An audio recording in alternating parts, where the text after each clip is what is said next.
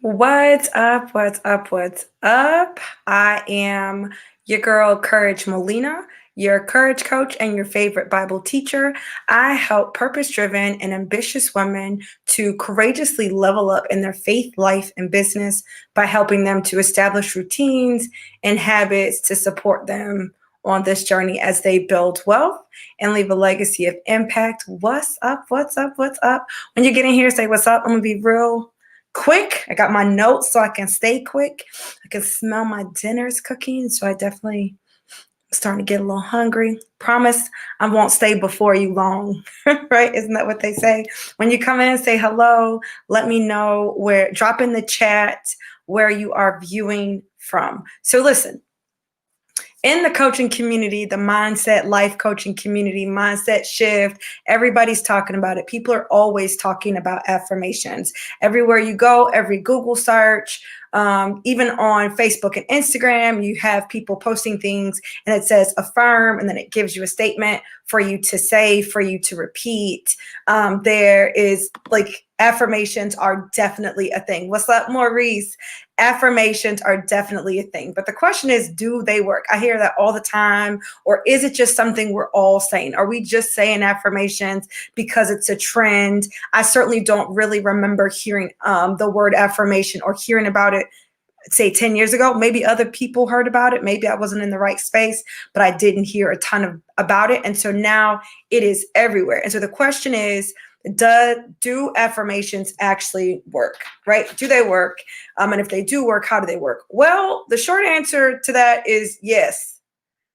Okay. Affirmations work when done correctly, right? And so when I say when done correctly, that means that there is not a right way and a wrong way, but there's an effective way to do affirmations. So if I am saying affirmations, or if I'm thinking about adding affirmations to my mindfulness activities, to my mindfulness routine, morning routine, whatever, I am adding these affirmations for a reason, right? You're not just saying the affirmations just to jump on the bandwagon. There's a mindset or a limiting belief that you want to get rid of, and you want to replace it with something else.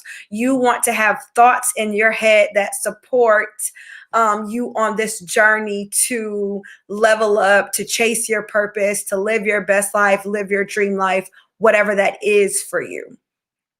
Right? So that's why you're saying affirmations. So then, because that's why you're saying it for a reason, you're not just saying it to be a parrot and repeat and do what other people are doing, then there is an effective way to do it, which I am going to tell you how to do right now. 3 short little things, right?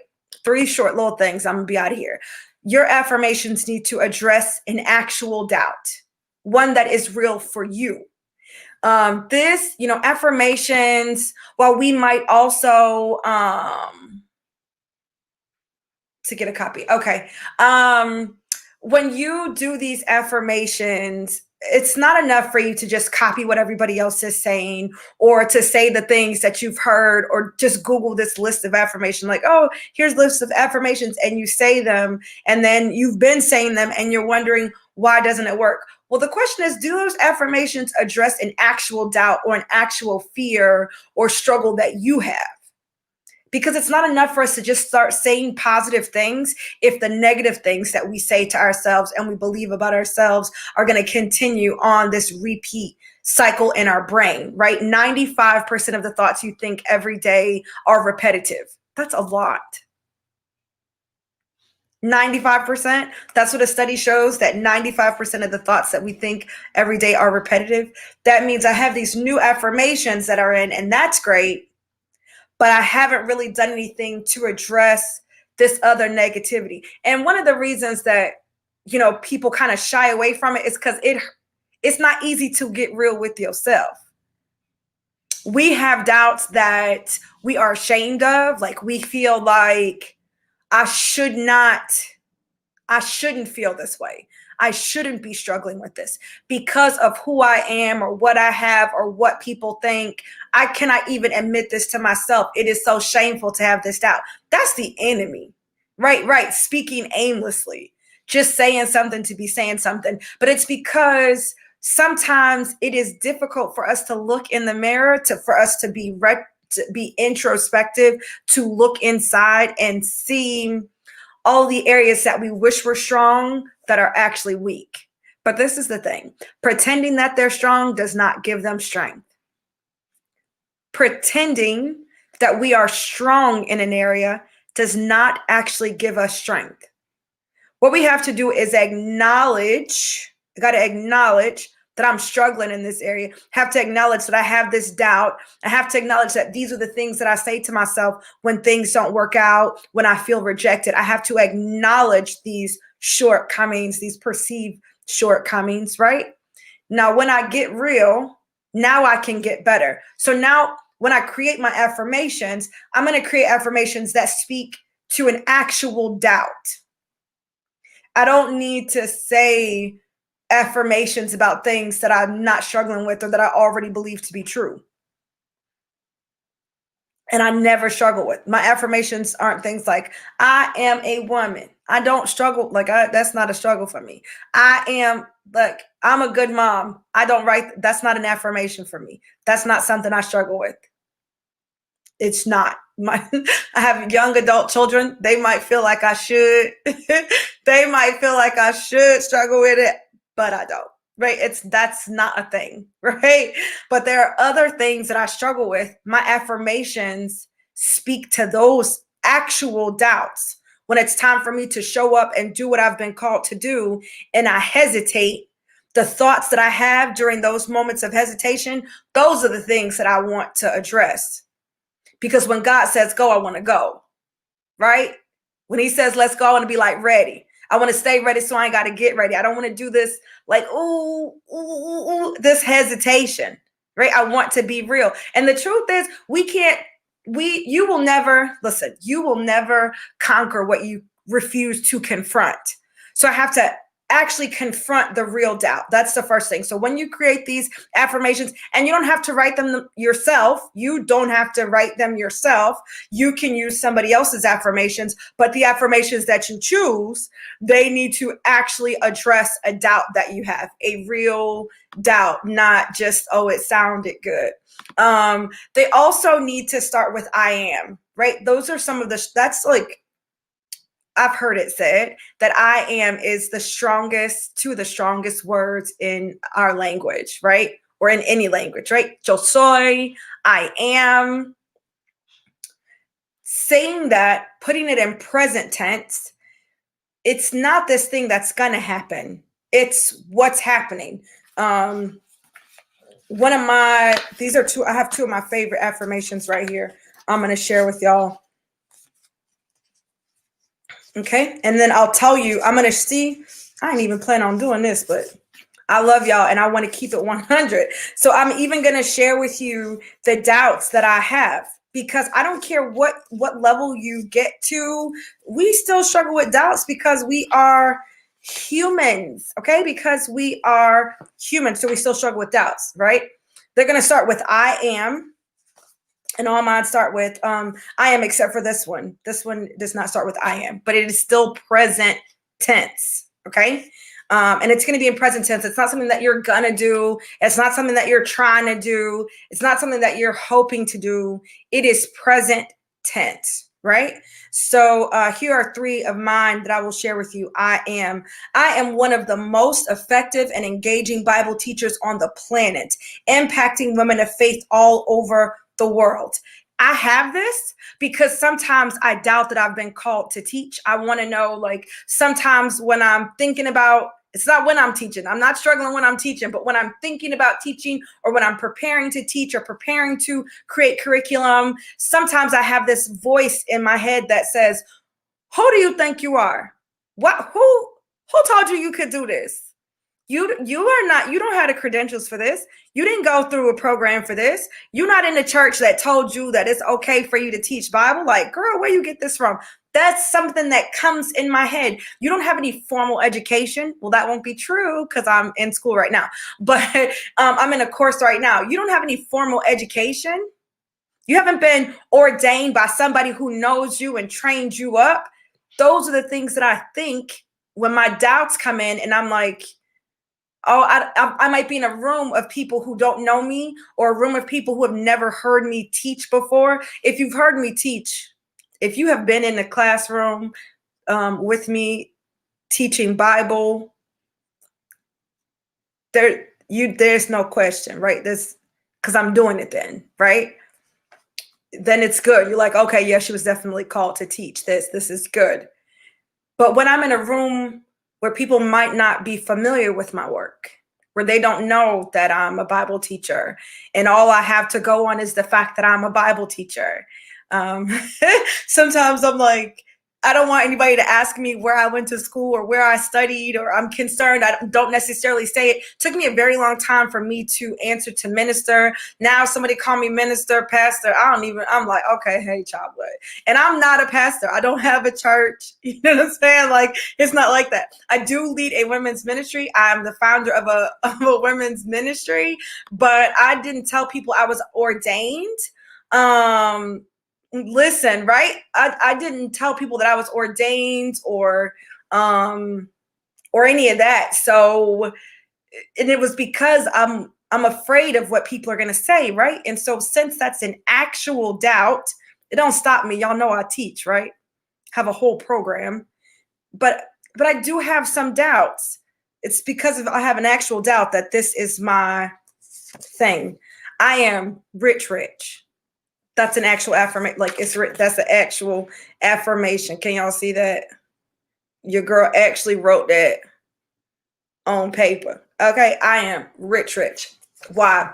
Because there are days where I doubt that God is going to bless me financially in a way that will set my great grandkids up for success.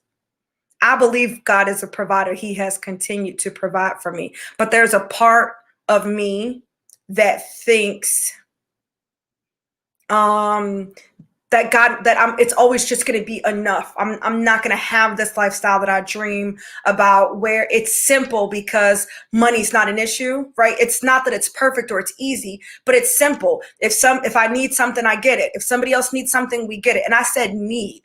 There are things that we sometimes need and we have to wait. I'm like, wait, I got to wait. I got to wait till after this launch. I got to wait until after this thing. Oh, I want to be able to help. Let me see how these sales go, right? There are times that happens. And so sometimes I'm like, well, maybe this is the best that it will be. And listen, I ain't saying this ain't good, because I now, like, I earn enough income to help support my household the way I did when I taught in a public classroom. So don't get me wrong. This week I'm good. But in my heart, I feel like God has called me for greater, that I'm building wealth, right? That my gifts are going to make room for me, that God's going to bless the work of my hands, that I will be the lender and not the borrower. I ain't lending nobody money right now. I need to borrow, right? To get a car, to get a house. God said I would be a lender and not a borrower. And so because that's a place where I have actual doubt, that's why I have that affirmation. I am, listen, and y'all know I listen to rap music. And I feel like once I get to a place where I'm rich, I'm going to be like, my next one is going to be, call me Big Fish. That'll be my next affirmation. But for right now, I'm trying to get from where I am to I am rich, right? And that's because it's an actual doubt that I have that God is going to bless me at that level, even though his word says he's going to bless the work of my hands, even though his word says that I'm going to be the lender and not the borrower, even though that's what his word says. Yeah, there are times that I doubt that. So that's why I have that one. I transform the mindsets and lives of women all across the globe through my courage coaching programs. Now, that's not an I am statement, but it is present tense, right? I transform the mindsets and lives of women all across the globe through my courage coaching programs. I don't know if y'all saw that, right? And it's because I wonder, am I effective sometimes, right? Like, in between coaching programs, I'm like, did people really get something out of this? Did I really help them? Am I really transforming their lives? Am I really impacting them? I'm not saying I feel this way every day. I'm saying that's an actual doubt that I have that crosses my mind. And I don't believe that these types of doubts are supposed to cross my mind. I'm not just going to take it lying down. I don't think so. Because on a rough day or on a rough week, those thoughts can derail you. I'm not talking about having those doubts on your best day at the end of your best week. What happens when you start to have those doubts at the end of your worst week, at the end of your worst day? Now that one thought can be the straw that breaks the camel's back. It can derail you. And I ain't got time for that. My calling and the people I've been called to serve is too important. I ain't anybody got time for that. You also need to say it aloud. This is not like your thoughts, right? This is not like, oh, I'm going to read these to myself. No, you need to say them aloud. You need to say them out of your mouth. Your ears need to hear them. And you need to say it like you mean it. When I say it, I'm like, I'm rich. Even when nobody's watching. I typically say mine pacing. I'm pacing, whether it's down here in my office or if I'm upstairs in my bedroom. I am walking the floor as I am reading these. And I usually have some type of music behind me. And I am rich. I am one of the most effective and engaging Bible teachers on the planet, impacting women of faith all over the world. Like, I got my neck, my hands, right? I mean business when I say this. I transform the mindsets and lives of women all across the globe through my courage coaching programs. I say it like I mean it when I say it. It's not enough for you to say it. This is not like... affirmations don't work when you're doing them like you're just checking them off the list, right? You're sitting at your desk and you're just like, I am disciplined, organized, and productive in business and ministry. The law and ways of the world do not apply to me. Christ has set me. This isn't a book.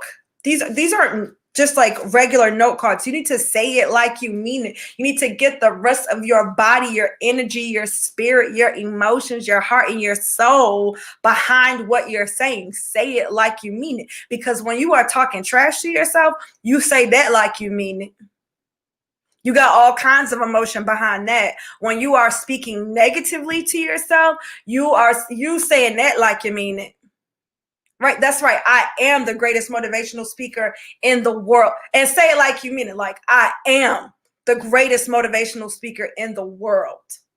I speak on stages all across, like, speak that thing into existence, right? Say things that aren't as though they are. This is Bible. This is science, right? So those are the things, how do they work?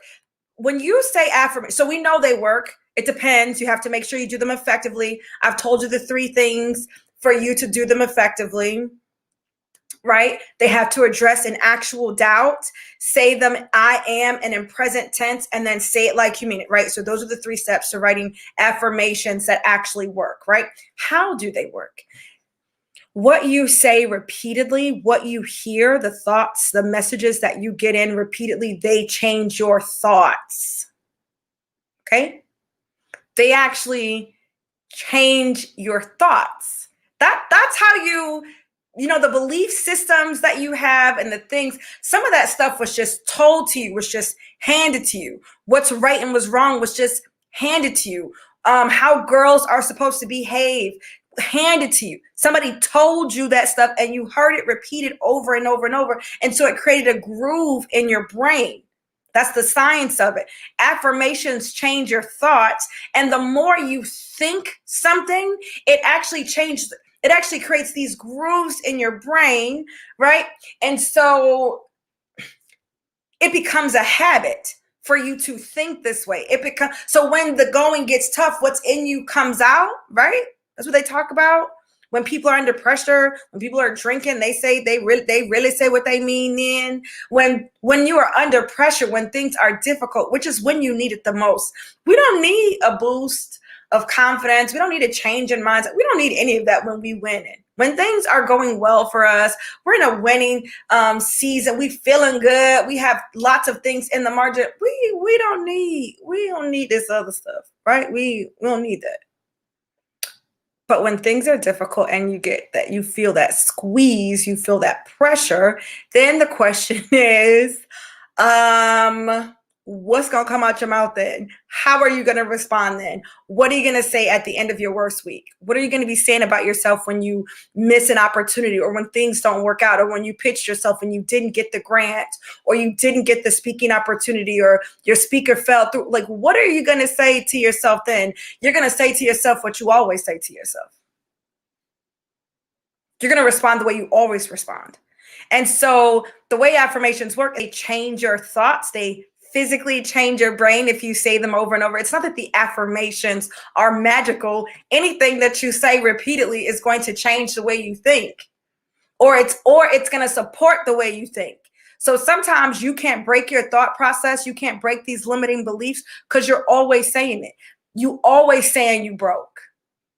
No, I'm rich. That don't mean I'm spending money on this, that, or the other. I don't owe anybody an explanation about what I'm going to do with my money except for my husband. That's it. Not another soul on the planet do I owe an explanation. Okay? So I don't need to tell you, oh, well, I can't afford that trip. No, I'm rich, but I'm not going. I'm not saying, oh, I can't afford to go. That makes no sense. How can I not afford to go, but I'm rich? It's a contradiction. It's cappery. I'm not going to be, listen, the kids say no cap, I'm rich. What God says about me is true. So this is the thing. Either what God says about you, it's true, or it isn't. There's no in between. God says I'm a lender and not a borrower. I don't care what my bank account says.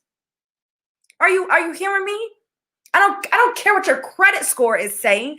God says I'm a lender and not a borrower. I'm rich. God has called me, anointed me, gifted me to teach the word of God. I don't care what the announcer thinks. I don't care what the people in the room think. I don't care what the person with the degree. I don't. That doesn't change what I am. Doesn't change who I am. Doesn't change that. I am the beloved of God. What I'm experiencing doesn't change that. Let the whole world be a lie. Let my own physical symptoms, my mind, my thoughts be a lie, and let the words that come out my mouth be true. God says, so a man thinketh. Come on. So a man thinketh, so is he. I didn't come on here to preach. I just wanted to help y'all with these affirmations. And so what I say out my mouth creates, changes my thoughts. And when I have new thoughts, it produces these new grooves in my brain, and it impacts my actions. It impacts my response. I can start responding like somebody who's rich. Poverty mindset responds a different way. I set my day up based on the fact that I am one of the most effective and engaging Bible teachers on the planet. So I'm not doing what average Bible teachers do. I'm doing what needs to be done because I am one of the most effective and engaging Bible teachers on the planet. So while good enough is good enough for some people, it's not good enough for me because I am the most effective and engaging Bible teacher on the planet. That means I'm sharpening that means I have to spend my time sharpening my craft. So every single day that I say that over and over and over, after I'm done saying that, I then sit down and I think about what I'm going to do for my day, or I'm looking at my schedule for my day. I know that as the most effective and engaging Bible teacher on the planet, some of my day has to be in the word, learning the word, understanding the word, breaking down the word, learning how to speak the word better. You understand? Yes, listen, what's funny is that the heart is the most evil thing. You can turn your heart any way. If I can get control of my thoughts, I can change my heart. I wrote this book, Power Principles of Courageous Living, How I Overcame Depression and Took Back My Life. I wrote that. When I wrote the book, my husband and I were in a relatively good place when I started writing the book. On the days that I wrote about the early days of our dating, the things he did for me, just remembering that stuff, when I spent the day writing about that, my thoughts were on that. And when he came home, I was looking at him like he was like, I want a biscuit, right? On the days that I had to write about struggle and the things that we've been through and the ways that he's hurt me, he couldn't get a peanut butter and jelly sandwich. He would be like, oh,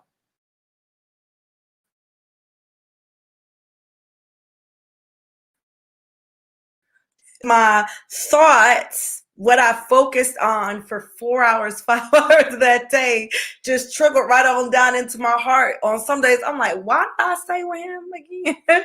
And some days I'm like, oh my gosh, how did I ever want to leave him? I love him. Right? It's what my thoughts were. So what I say and the thoughts that I have, that's what directs my heart. Right? Because I feel a way in my heart because of something I thought. My heart hurts because you did something and I made it mean something. Right? Our emotions are a response to a narrative. Whether it's a narrative that we were told or given, our emotions are a response to a narrative. So when somebody does something, my feelings are hurt. I'm going to be your friend or I'm not going to be your friend. Why? Because this action, I have a thought about what that action means. And so that's why my heart feels this way. Right? My husband's from New York, and he curses a lot. He curses all the time. He curses in regular conversation, just over coffee. He just curses all the time. He's one of the few people that let him curse in front of my grandma. I'm like, and she just laughs. She thinks he's so cute. I'm like, you're laughing and he's cussing? Really? Like, let me cuss. I'm grown and I'm still gonna be in trouble. Right? And why am I sharing this? I'm sharing this because I don't think anything of that. So when we're talking and he's cursing, I ain't taking it no type of way because I don't think anything of it. But for a person who has a thought about how somebody must feel about them because they're cursing, if he curses at them, they are going to feel some way in their heart because of what they think about cursing. Literally, I'm like, really? That's what we're doing? I'm not bothered. It's not, we've been together 25 years. It's not a thing. I don't have those thoughts.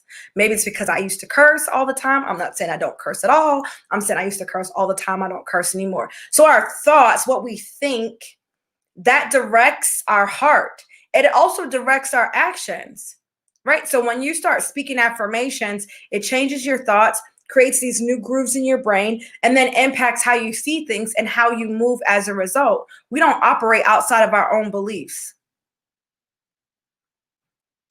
We don't operate outside of what we believe. I don't believe I'm going to get the job, probably not going to apply. If I do apply, I'm probably not going to show up like I think I'm going to get the job. I don't believe there are good men out there. When I go on a date, I never treat a man like he's a good man. I don't believe that you're a good friend every single time you do something, right? Like, we don't operate outside of our beliefs. So the first thing to really change your action is to change your thoughts. How can I change my thoughts? Through affirmations, right? And if you are wondering how you can get it, I think there's another banner. Maybe there's not. I thought there was one. Hold on. There's another banner that I want to put up here. The last one I see is Say It Like You Mean It. I want you to start, and I did it because y'all know I can't type and talk at the same time. Start Boulder Mornings. Go to www.encouragemolina.org. Resource library. All right. If you're looking for a way to incorporate this, you're like, okay, I want to start doing affirmations. One of the great things that you can start doing is a bolder morning. I created a bolder morning because it's what works for me. The word bolder is an affirmation. B stands for bless the Lord. O, optimize your visualization. L, learn something relevant. D, declare and decree. That's where you're going to say your affirmations. E is exercise. R is read and write. Reading in the Bible, writing in your journal. Listen, if you're not really sure how to make using affirmations a lifestyle, then I want you to adopt this bolder morning. I truly believe that bolder morning leads to bolder days. Every single time I miss a bolder morning, my day is just not as great as the days when I do it. And I don't even know why I miss it. Some days I'm like, oh, I'm just going to stay in bed. It's so cold. And then when I get up, I regret. I'm like, man, that's all I should have did my bolder morning this morning. Which, yes, I did a bolder morning today. But you can go there, go to couragemolina.org, and there's a free resource library. You can download the training, download the workbook, and you can start your bolder mornings tomorrow. You can get the training today, start your bolder mornings mañana. Okay? That is it. Let me see. I don't think there are any comments. I see Laverta's on here. What's up? What's up? What's up? Thank you guys so much for joining me. Again, I am Courage Molina, your courage coach and your favorite Bible teacher. I help purpose-driven and ambitious women to courageously level up in their faith, life, and business. If you are not subscribed to my YouTube channel, do me a favor, click on the subscribe button. Go to YouTube right now. I'm streaming live at YouTube, also as well as Facebook. Go to YouTube, subscribe to the YouTube channel, tell all your friends about the awesomeness that is the Dose of Courage community and this Dose of Courage movement. All right, until next time, I hope that this has helped you to show up as your most bold self, right? So that you can start to take courageous action consistently. How to get a copy. Go to couragemolina.org, go to the resource library, and then you can download a copy there. Go to the website. I got this new thing now. I'm going to be telling y'all to go to the website all the time. I'm really going to try to put everything in the website. So go to the website, couragemolina.org, go to the free resource library, and then the Bolder Mornings training and workbook is listed there, along with some other resources that you can grab while you're there. Okay. All right. I love y'all. Next time. Bye.